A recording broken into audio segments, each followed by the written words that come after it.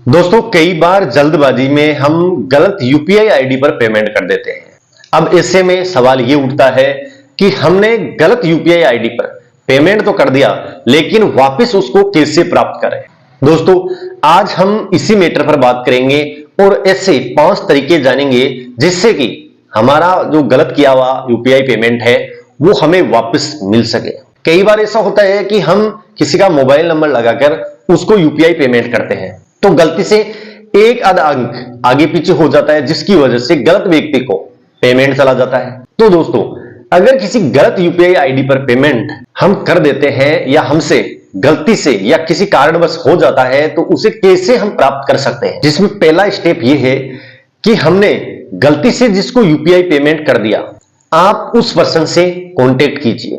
Contact करने के बाद आप उस पर्सन को वो स्क्रीनशॉट भेजिए जो पेमेंट गलती से उसके अकाउंट में गया है।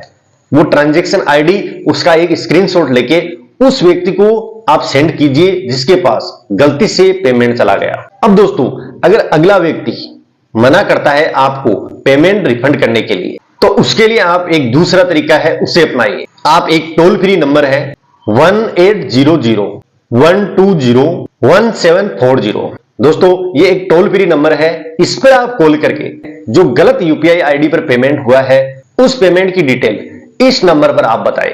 यहां से आपकी पूरी हेल्प होगी। इसके साथ ही दोस्तों तीसरा तरीका है कि जिस यूपीआई बेस्ड ऐप का आपने इस्तेमाल किया है ये पेमेंट करने के लिए, वो पेमेंट करने के लिए जो गलत यूपीआई आईडी पर चला गया, उसी ऐप के कस्टमर केयर नंबर पर आप कॉल कीजिए। कॉल करने के बाद आप उस कस्टमर केयर अधिकारी को अपनी वो पूरी डिटेल बताइए कि आपने किस यूपीआई आईडी पर गलती से पेमेंट कर दिया। दोस्तों इसी के साथ चौथा है कि हमें अपने बैंक से कांटेक्ट करना चाहिए।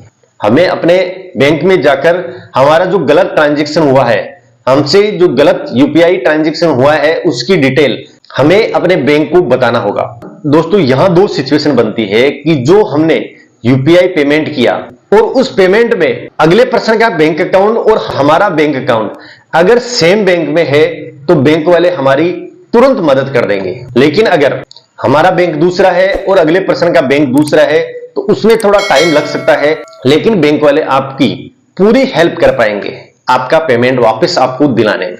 दोस्तों इसके साथ पांचवा है कि NPCI national payment corporation of India, इसकी साइट पर जाकर आप कंप्लेंट दर्ज करा सकते हैं क्योंकि यूपीआई को मैनेज यही करती है। दोस्तों हम ये 5 ट्रिक अपनाकर हमारे द्वारा किया गया गलत यूपीआई पेमेंट हम वापस पा सकते हैं। दोस्तों आरबीआई की जो गाइडलाइन है उसमें ये 5 तरीके बताए गए हैं। उसके अलावा अगर कोई तरीका है तो वो मुझे नहीं पता, लेकिन ये 5 तरीके हैं और इनको अपनाकर आप अपने उस ट्रांजैक्शन को, आप उस पेमेंट को वापस पा सकते हो जो गलती से किसी और यूपीआई आईडी पर किया गया आपके द्वारा।